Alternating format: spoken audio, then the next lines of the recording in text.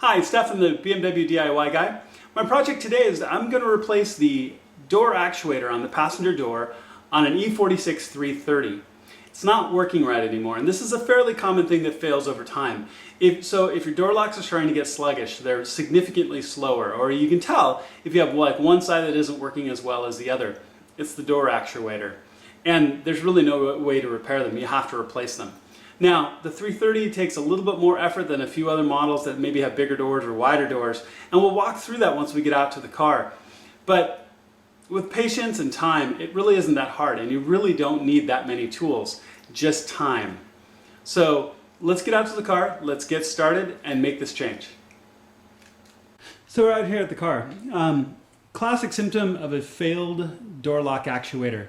So this is the passenger side door. If you notice that the locking pin is up, I hit the remote button, down it goes. I hit double open, driver's side opens, but this never does. And it will come up with the manual if you lift it from the handle on the inside, but it won't ever unlock the way it's supposed to. You have to manually use the door handle on the inside. Classic sign of a failed door actuator.